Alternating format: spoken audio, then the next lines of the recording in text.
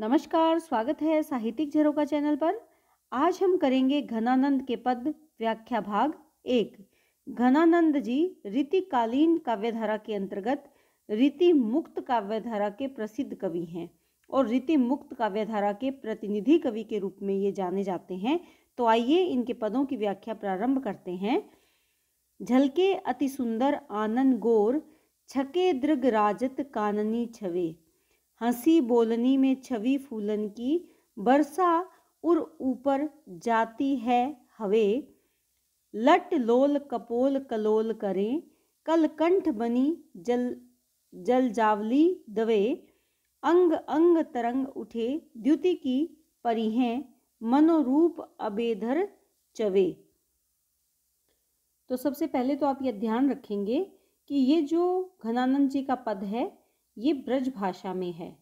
और जैसा कि हमने पढ़ा कि किसी नायिका के सौंदर्य का वर्णन किया गया है इसमें, तो श्रृंगार रस का सुंदर परिपाक इस पद में है। और आप सब ये जानते हैं कि घनानंद अपनी की जो प्रेमिका है वो कौन है? सुजान। सुजान से वो प्रेम करते थे, जो कि मोहम्मद शाह जो रंगीला के दरबार में नृत्य की थी। और उसी के कारण उन्हीं के वियोग के कारण उन्होंने कृष्ण भक्ति को अपना लिया था। और मथुरा में और वृंदावन जो कृष्ण से जुड़े हुए स्थान थे वहाँ पर जाकर वो रहने लगे थे और वहीं पर उनकी मृत्यु भी हुई थी। तो यहाँ पर सुजान के सौंदर्य का वर्णन किया है, अर्थात नायिका के सौंदर्य का वर्णन करते हुए कवि क्या कहते हैं? झलके अति, की झलक रहा है, अति सुंदर, बहुत सुंदर। आनंद गोर, आनंद आनंद क्या होता है? मुख या चेहरा, मुख, और वो भी कैसा है? गोर वर्ण का, गोर वर्ण का यानी सफेद रंग का गोरा चेहरा झलक रहा है, सुंदर दिखाई दे रहा है। छके दृग राजत काननी छवे।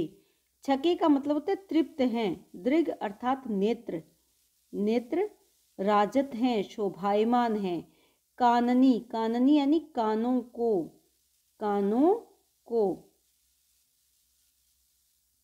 छवे छूते हुए, जो नायिका के नेत्र हैं वो तृप्त हैं और ऐसे शोभायमान है, उनको देखकर ऐसी शोभा बन रही है कि ऐसे लगता है वो इतने बड़े बड़े नेत्र हैं कि कानों को छू रहे हैं। इतने बड़े और विशाल वो नेत्र हैं कि कानों को छूते हुए प्रतीत होते हैं।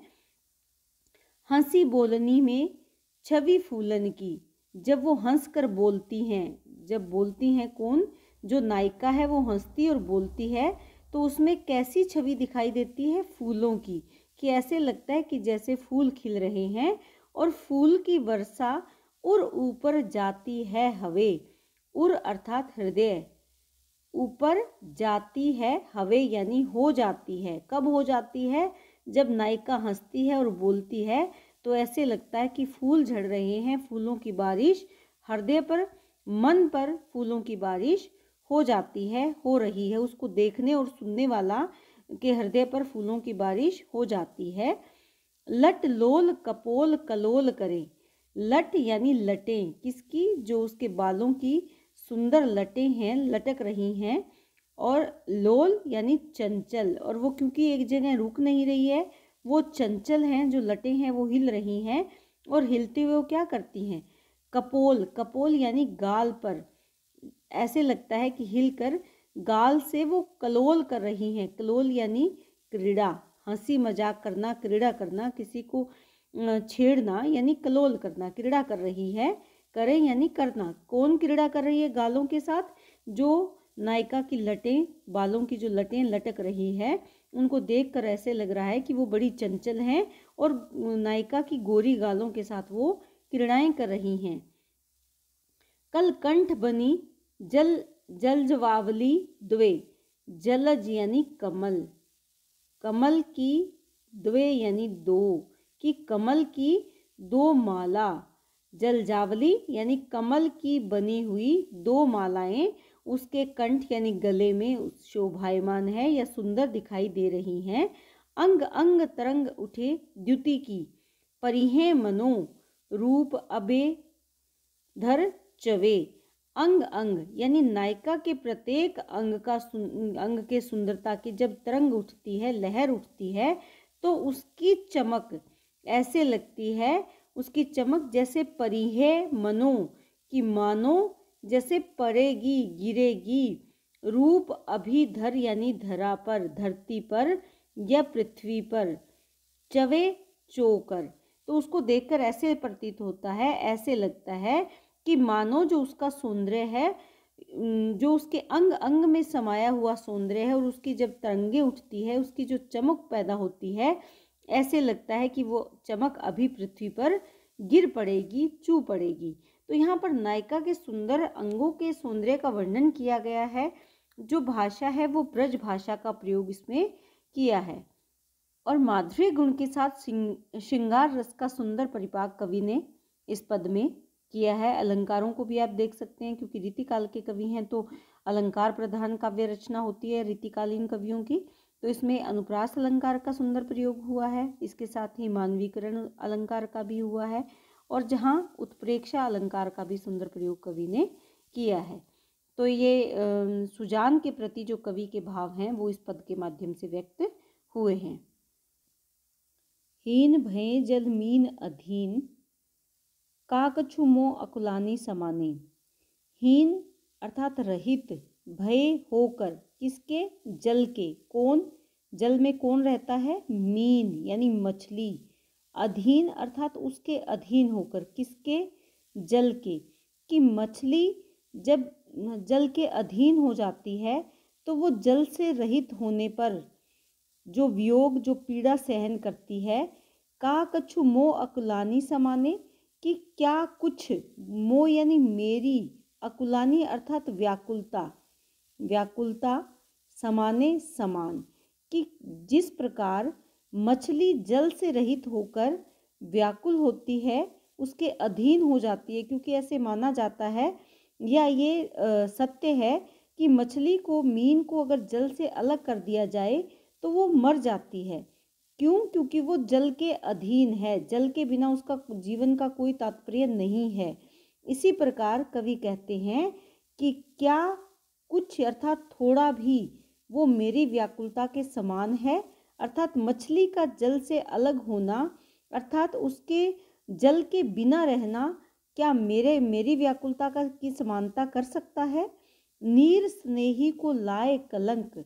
नीर अर्थात जल, जल रूपी जो स्नेह या प्रेमी है उसको क्या करती है? लाए, लाए का मतलब लगाना। क्या लगाती है? कलंक, कि उस पर उसको निर्दयी होने का कलंक लगाती है। क्यों? क्योंकि जल अगर मीन अगर जल से अलग कर दिया जाए तो बिना जल के मीन समाप्त हो जाती है, मछली मर जाती है। तो किस पर कलंक लगाती है? जल पर कलंक लगाती है। निराश हवे, निराश होकर कायर बन जाती है, और त्यागत प्राणे, और अपने प्राणों को त्याग देती है, अर्थात मृत्यु को प्राप्त करती है। कैसे? कायर बनकर। वो निडर नहीं है, वो डरपोक होती है, कायर होती है। वो विपरीत परिस्थितियों में जीवित नहीं रहती या उनका संघर्ष या सामना नहीं करती। जैसे ही जल से अलग होती है, कायरता दिखाती है और अपने प्राणों को त्याग देती है। प्रीति की रीति सु क्यों समुझे, जड़ मीत के प्राणी परे को परमाने। यहाँ पर कवि क्या बताना चाहते हैं? प्रीति अर्थात प्रेम, प्रेम की रीति सु क्यों समझे, कि प्रेम की जो रीति है उसे कौन समझे। जड़ मीत, जड़ अर्थात निर्दयी, मीत अर्थात प्रेमी, के पानी, पानी यानी हाथों में, परे को परमाने, कि वो तो अपने जड़ प्रेमी के हाथों में अपने स्वयं के जीवन को देने का प्रमाण ही दे सकती है। जो मछली है वो जल, जो जिससे वो प्रेम करती है, किससे? जल से, तो वो केवल जल को स्वयं को सौंप कर केवल अपना प्रेम का प्रमाण मात्र दे सकती है, लेकिन वो कायरता का परिचय देती है। जबकि कवि इस बात के विपरीत अपने भाव व्यक्त करते हैं कि किसी भी व्यक्ति को परिस्थितियां चाहे कैसी भी हो, अपने प्रेम में कायरता का परिचय नहीं देना चाहिए, उसे निडरता से परिस्थितियों का सामना करना चाहिए। जड़ जो प्रेमी होते हैं, जो निर्दयी प्रेमी होते हैं, वो मन के भावों को नहीं समझते, जिनके हाथों में हम अपने हृदय को दे देते हैं। लेकिन हम तो केवल अपना प्रमाण दे सकते हैं, हम तो केवल अपने मन के भावों की पुष्टि कर सकते हैं।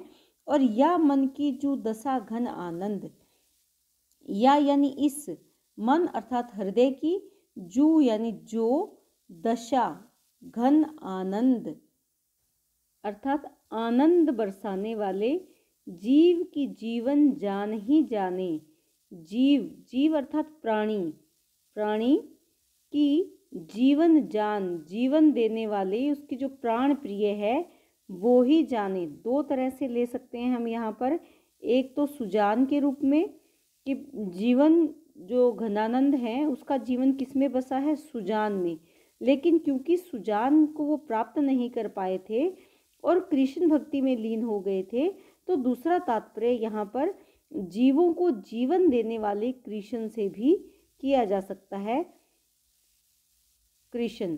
तो यहाँ पर दोनों तरह से हम इसको अभिव्यक्त कर सकते हैं, चाहे सुजान को भी, क्योंकि आनंद जो सुजान है वो आनंद है, आनंद देने वाली किसके लिए है, घनानंद के लिए, और जीवों को जीवन देने वाले कौन है, श्री कृष्ण हैं। तो दोनों को हम यहाँ पर दोनों का यहाँ पर व्याख्या भी कर सकते हैं कि जीवों को जीवन देने वाले श्री कृष्ण ही हैं जो मन की दशा को जानते हैं, या जो घनानंद है उनकी जो प्रेमिका सुजान है वो ही है जो उनके मन की सच्ची दशा को या जो सही स्थिति है उसको वो जानती है या समझ सकती है। तो यहाँ जैसे भाव है वैसी ही भाषा है। सुंदर मीठी ब्रज भाषा का प्रयोग यहाँ पर कवि ने अपने इस पद के माध्यम से पद को अपने मन के भावों को अभिव्यक्त करने के लिए माध्यम बनाया है, किसको, ब्रज भाषा को। इसके साथ साथ जो शब्दावली है तत्सम तद्भव शब्दावली है, माधुर्य गुण का प्रयोग है, और जो हम अब पद कर रहे हैं उनमें श्रृंगार रस का सुंदर परिपाक हुआ है। वक्रोक्ति है यानी वक्र की उक्ति, अपनी बात को वक्रोक्ति तरीके से कहना, यानी वक्रोक्ति अलंकार का प्रयोग कवि ने यहाँ पर किया है। इसके साथ साथ हम देखते हैं कि जो दृश्य बिंब प्रस्तुत हो रहे हैं, जो ये पद कर रहे हैं, इसमें दृश्य उपस्थित होते हैं हमारी आंखों के सामने, अर्थात यहाँ पर दृश्य बिंब शैली का प्रयोग कवि ने किया है।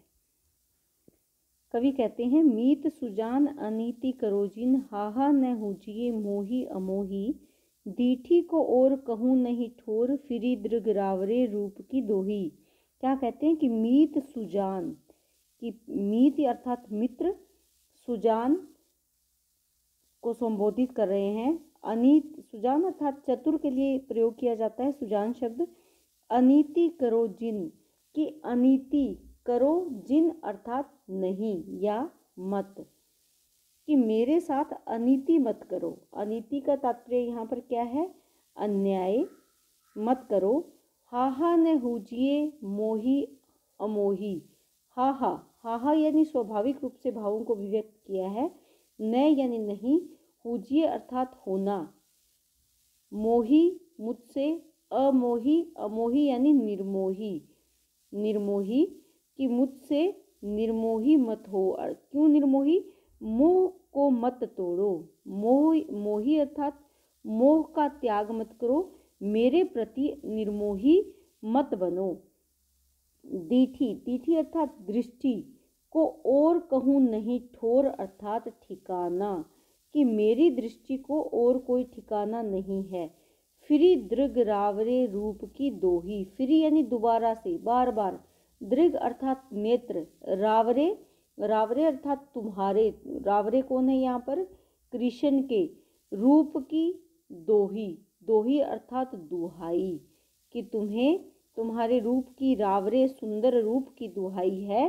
कि क्यों, क्योंकि वो कहते हैं कि मेरे जो नेत्र हैं वो बार बार घूमकर तुम पर ही आ जाते हैं। तो यहाँ पर अपने प्रिय मित्र को संबोधित किया है, मीत अर्थात मित्र या प्रीतम, सुजान जो चतुर है उसको संबोधित किया है कि तुम मेरे प्रति ऐसा अन्याय मत करो, अनीति मत करो, मुझे मोहित कर अब मुझसे स्नेह को मत तोड़ो। अर्थात क्या कहना चाहते हैं कि पहले तो मुझसे प्रेम किया, लेकिन अब मुझे बीच मार्ग में छोड़ देना चाहते हो, मुझसे प्रेम तोड़ लेना चाहते हो। वो कहते हैं कि मेरी दृष्टि को, मेरी नज़र को, मेरी आंखों का और कोई ठिकाना नहीं है, कि मेरी आंखें इतनी व्याकुल है कि बार बार आकर वो आप पर ही ठहर जाती है।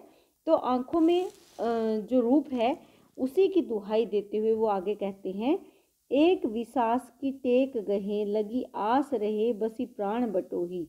एक विसास अर्थात एक ही विश्वास, विसास अर्थात विश्वास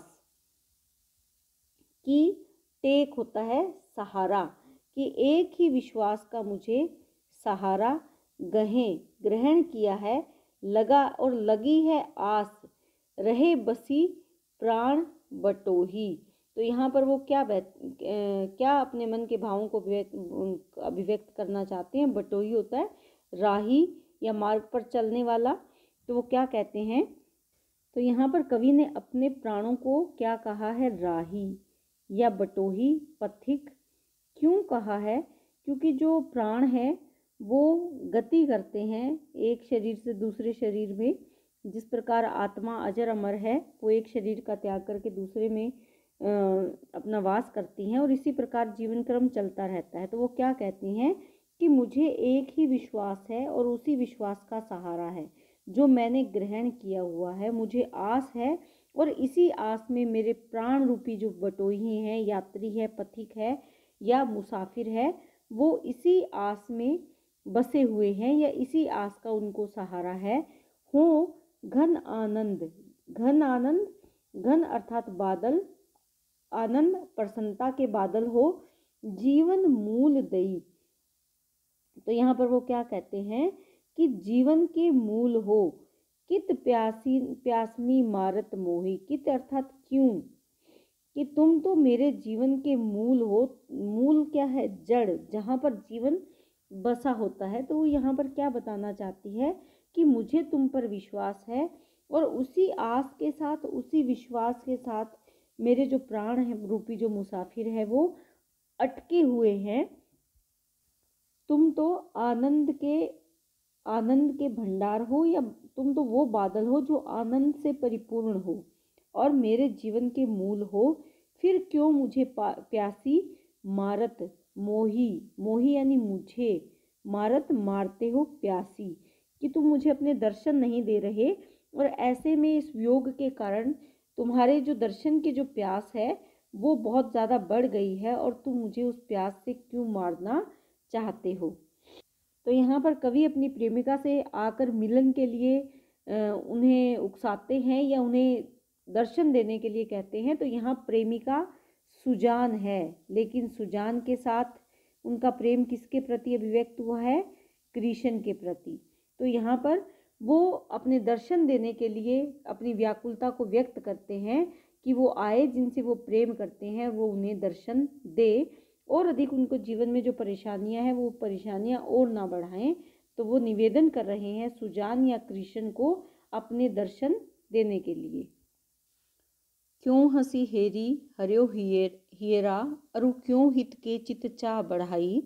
यहाँ पर कवि क्या कहते हैं कि क्यों हंसी, हेरी अर्थात देख के, कि यहाँ पर नायक और नायिका के बारे में कवि कहते हैं कि किस प्रकार जो नायिका की हंसी है वो हर लेती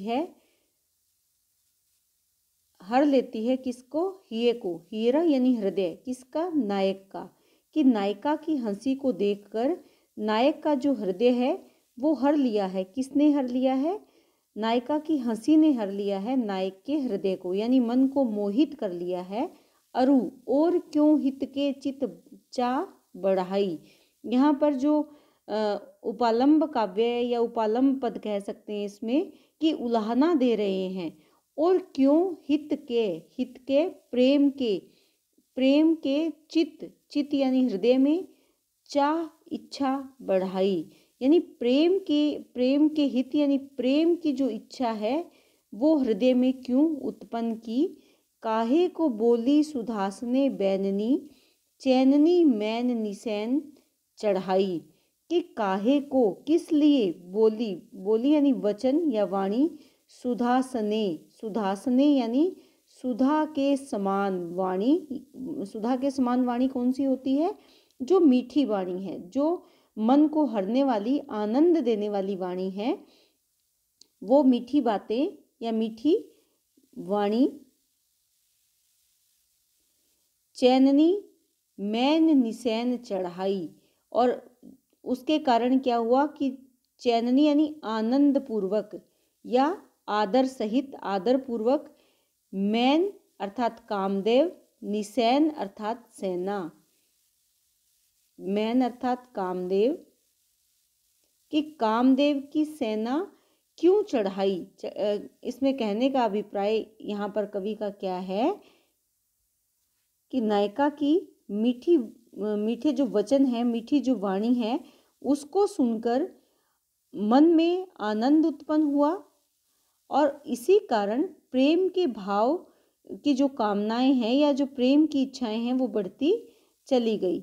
सो सुधि मोहिए में घन आनंद, सालती क्यों हूँ कढ़े न कढ़ाई। सो सुधि, सो अर्थात वही, सुधि अर्थात याद, कि उन्हीं अच्छे दिनों की याद, मो यानी मेरे, ये मैं हृदय में घन आनंद, कि हे आनंद के घन अर्थात बादल, आनंद देने वाले, कि मेरे हृदय में वो यादें सालती क्यों है। सालती का मतलब कष्ट देती हैं, पीड़ा क्यों देती हैं। और हूँ कढ़े न कढ़ाई, कि मेरे कढ़े निकालने से भी न नहीं निकलती, कि मैं उन यादों को अगर निकालना भी चाहूँ, उसे अगर भूलना भी चाहूँ, तो भी वो उसे भुला नहीं पाती, या उस पीड़ा को, उस वेदना को वो नायक अपने मन से निकाल नहीं पाता। मीत सुजान अनीति की पार्टी, मीत यानी मित्र या प्रेमी, सुजान अनीति, अनीति का मतलब क्या है, अन्याय या बुरे मार्ग पर चलना या बुरी नीति को अपनाना। पार्टी अर्थात पाठ, पाठ। इते पे न जानिए कौन पढ़ाई, न जानिए नहीं जानते कौन किसने पढ़ा दिया है, कि ये जो अनीति या अन्याय का जो पाठ है, नहीं जानते कि किसने ये अन्याय का पाठ पढ़ा दिया है, किसको, जो सुजान है, मित्र है, उसे किसने अन्याय के मार्ग का रास्ता बता दिया है या अन्याय के मार्ग पर चलने का पाठ पढ़ा दिया है। अन्याय क्या है कि पहले तो प्रेम के पाश में बांध लिया और अब उससे विरक्ति का भाव व्यक्त करते हैं, तो इससे क्या है कि दूसरा जो प्रेमी जन है उसके हृदय में पीड़ा का अनुभव हो रहा है, हृदय की जो वेदना है वो बढ़ रही है। तो इसी वेदना का कवि ने यहाँ पर चित्रण किया है। जब नायिका ने हंसकर नायक की ओर देखा तो उसके हृदय में भाव उत्पन्न हुए, लेकिन अब वही नायिका उससे मुंह मोड़ रही है या उसे जो विरक्त हो गई है। तो यही कारण है कि जो कवि हैं वो सुजान के कृष्ण के माध्यम से अपने मन के भावों को यहाँ पर अभिव्यक्त कर रहे हैं। वियोग वर्णन का जो चित्रण है वो यहाँ पर हुआ है। श्रृंगार रस है, श्रृंगार रस के दो भेद हमने किए थे, संयोग श्रृंगार और वियोग श्रृंगार। तो उसमें ये क्या है, वियोग श्रृंगार रस है। माधुर्य गुण का सुंदर प्रयोग है, अनुप्रास अलंकार है, प्रश्न अलंकार का भी प्रयोग यहाँ पर किया है, इसके साथ साथ रूपक अलंकार का भी सुंदर प्रयोग है। तो ये कवि के भाव हैं जो नायिका के प्रति उन्होंने भाव व्यक्त किए हैं, वो इस पद के माध्यम से बताए हैं। नायिका यहाँ पर कौन है, सुजान है, और यहाँ पर कृष्ण जो हैं उनको भी हम नायक के रूप में स्थापित कर सकते हैं, या मीत या मित्र के रूप में भी हम यहाँ पर कृष्ण को ले सकते हैं। यहाँ पर अपने मन के भावों को व्यक्त करते हुए घनानंद जी कहते हैं कि तब तो छवि पीवत जीवत है। तब तो यानी उस समय, छवि यहाँ पर क्या है, सौंदर्य, पीवत जीवत है, कि सौंदर्य को देखकर पीते हुए जीवत है। जीवत से अभिप्राय यहाँ पर क्या है कि जो आंखें हैं वो रूप सौंदर्य का पान करके ही जीती हैं। अब सोच लोचन जात जरे, और अब सोच में, चिंता में या शोक में, लोचन अर्थात नेत्र, जल रहे हैं, जात जरे जा रहे हैं, जल रहे हैं। किसके कारण, विरह के कारण, विरह की अग्नि में। क्यों, क्योंकि तब जब नायक और नायिका साथ थे तो एक दूसरे के सौंदर्य को देखकर ही वो जीवित थे, लेकिन अब शोक के कारण, सोच चिंता के कारण, विरह के कारण जो नेत्र हैं, जो आंखें हैं, वो जल रही हैं। हित पोष के तोष सुप्राण पले, विललात महादुख दोष भरे। हित अर्थात प्रेम, प्रेम के पोष, पोष से अभिप्राय क्या है? पोषण। के तोष सुप्राण पले, कि प्रेम के पोषण से ही जो सुप्राण है यानी प्राण है वो पोषित हो रहे थे, पल रहे थे। अर्थात जो शरीर है उसमें प्राण थे। किसके कारण? प्रेम के कारण ही प्राण पोषित हो रहे थे, पल रहे थे। लेकिन अब विरह की अवस्था में बिललात महादुख दोष भरे। बिललात, बिल्लाने से अभिप्राय क्या है? बिलबिलाते हैं, तड़पते हैं। महादुख, महा जो बड़ा दुख आ गया है उसके कारण। बड़ा दुख कौन सा है? विरह का। कि अब विरह के दुख के कारण इस जीवन में दोष भर गए हैं। जो सुप्राण थे वो अब दोष से भर गए हैं। दोष से भरने का अभिप्राय क्या है? कि अब दुख से भर गए हैं। अब वियोग के कारण जीवन दुखी हो गया है।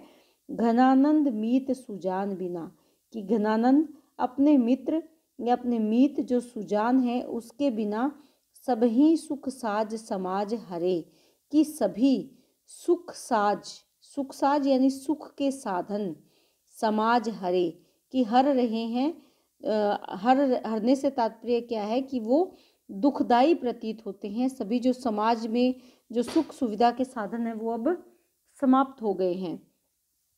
तब हार पहाड़ से लागत हैं, अब आने के बीच पहाड़ पड़े, कि तब हार, हार अर्थात जो गले में पहनने के लिए हार है वो, या प्रियतम का हार भी पहाड़ से लागत है, पहाड़ से लगते हैं। और किंतु अब तो आनी के बीच, आनी के बीच अर्थात आकर, बीच में पहाड़ पड़े, कि अब मुसीबत रूपी पहाड़ों के बीच आ पड़े हैं। यानी प्रियतम के अभाव में चारों ओर क्या है? पहाड़ रूपी मुसीबत आ गई है, कि जीवन मुसीबतों से घिर गया है। यहाँ पहाड़ से अभिप्राय क्या है? मुसीबत से अभिप्राय है। तो यहाँ पर कहने का अभिप्राय है कि जब संयोगावस्था थी तो बड़े बड़े पहाड़ यानी मुसीबत भी बहुत तुच्छ प्रतीत होती थी। वो संघर्ष आसान लगता था। लेकिन जब अब प्रियतम साथ नहीं है तो ऐसे लगता है कि चारों ओर मुसीबतों के पहाड़ पड़े हैं। तो यहाँ पर भी अपने मन के भावों को अभिव्यक्त किया है। संयोगावस्था में कैसे जीवन सुखद होता है और वियोगावस्था में वही जीवन किस प्रकार दुख से भर जाता है, ऐसे ही भावों को अभिव्यक्त किया है। कि जब कृष्ण या सुजान साथ हैं तो जीवन के जो बड़ी बड़ी मुसीबतें हैं वो भी बहुत सरल हो जाती हैं, संघर्ष आसान हो जाता है। लेकिन जब प्रियतम साथ नहीं है तो ऐसे लगता है कि चारों ओर मुसीबत के पहाड़ आकर टूट पड़े हैं और पहाड़ों के बीच में आकर फंस गए हैं। तो यहाँ पर जो मुख्य भाव है वो क्या है? अपने प्रियतम से वियोग के भाव को अभिव्यक्त किया है। इसके साथ साथ ब्रज भाषा का सुंदर प्रयोग है, माधुर्य गुण का प्रयोग है और वियोग श्रृंगार का प्रयोग यहाँ पर हुआ है, वियोग श्रृंगार रस का प्रयोग हुआ है। इसके साथ देखें तो अनुप्रास अलंकार है। अनुप्रास अलंकार से ये जो पद है वो और भी अधिक सुंदर बन गया है। संबोधन शैली है, संबोधन किया है अपने प्रिय को। और ये जो छंद हम देख रहे हैं ये सवैया छंद है घनानंद जी का। तो उम्मीद करती हूँ कि ये व्याख्या आप बहुत अच्छे से समझ पाए हो। वीडियो देखें तो अपना कमेंट ज़रूर करें और इसके साथ साथ चैनल को लाइक, शेयर और सब्सक्राइब करते रहें। बहुत बहुत धन्यवाद।